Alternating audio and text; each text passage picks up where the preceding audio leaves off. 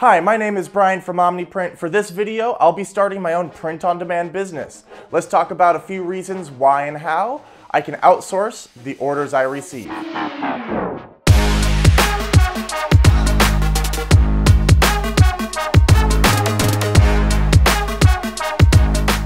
To start, outsourcing will look the same regardless of my business size.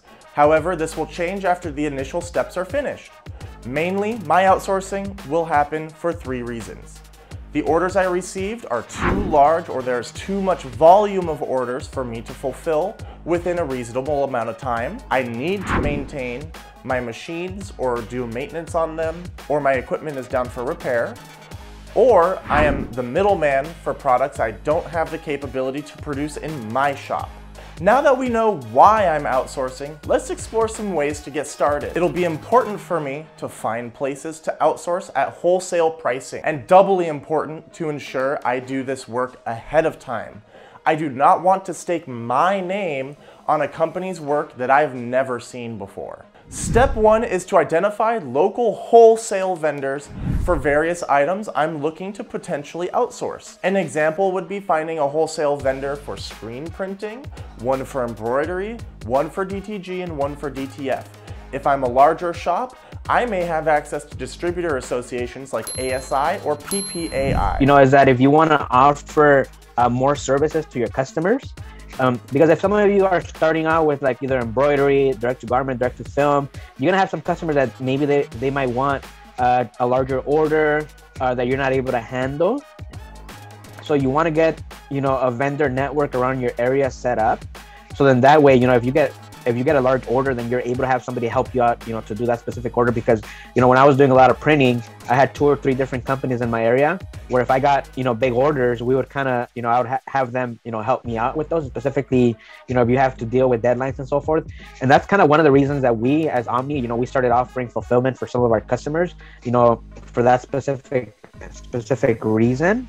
You also want to offer more services, especially it's like also outsourcing something that you might not do in-house. As an example, like, when I was starting off, I was outsourcing embroidery and screen printing because I was dealing with a lot of customers in the wholesale industry, or, other customers that they already had somebody else that they were working with that they might be able to do everything for them.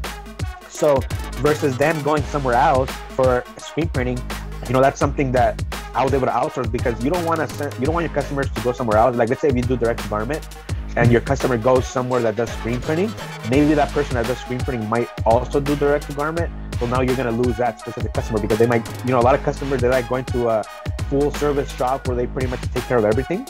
Step number 2 is forming a relationship with them. Figure out who they are, how they work, how much of their work can fulfill my needs. The benefit to doing this locally is that I can go and have a face-to-face with these people and get to know them a little better. Step number 3 is to test their work. It cannot be stressed enough that I should not rely on this new company I found to fulfill all of my orders to my standards until I've seen their work firsthand. I'll order some stuff from the new vendors and record what the process is like, what they need for the order, how long they take, and what their final product is like. For each product type, I should find 2 or 3 different shops that I can outsource to, so I have some level of contingency. Over time, I may feel comfortable enough to allow this company to drop ship the order entirely. But again, I really need to build that trust and confidence in their work.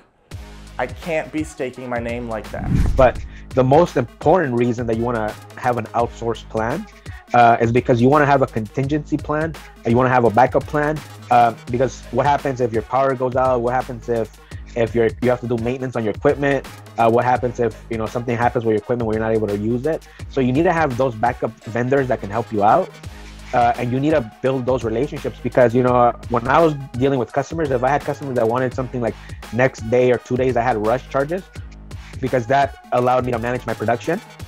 But if you build these relationships with these vendors, then you can let them know, hey, in the case, and this is where you kind of pre-build that relationship, pre-build the agreement, where it's like, hey, if I was to come with an order that I couldn't handle, or my equipment was down, would you be able to help me have it out in the next 1 to 2 days? without hitting me with any rush charges. And I always advise customers to outsource orders before you need to do it. Because the last thing you want to do is, you know, your power goes out, something happens, and now you got to scramble and figure out what you're going to do. And then worst case scenario, you break, like best case scenario, you break even. The worst case scenario is you're going to lose money on an order because now you're paying rush charges with a different vendor. They might not do the best job. So it's kind of like the analogy that I like to use. I'm not sure if some of you guys have heard of Robert Kiyosaki. You know, he's a real popular like business figure, and he actually used to be a helicopter pilot in the military. And he says that most of the stuff that they would practice is simulating crashing. They would like stall the engine, simulate like if they're crashing. And I believe in his career, his helicopter did end up crashing like 1 or 2 times the least. And he says the only reason they survived was because all they did was practice crashing. So like that's the analogy that I like to do, is like practice crashing your business. So when something does happen, you're just going down like your checklist, you know, plan A, plan B, plan C, versus, you know, there were situations where, you know, before I really upped my management, where like something would happen and it's like I'm running around like, you know, like if I'm on fire, panicking, you know, making staff panic, you know, because as soon as you panic, staff panics, and, you know, you just create more room for errors. Hopefully you found this video informative. If you did, make sure to like, comment, subscribe, hit the bell for notifications, follow us on our other social media platforms listed below, and if you're interested in getting started with OmniPrint equipment, click the link in the description. See you in the next video, guys. Bye now.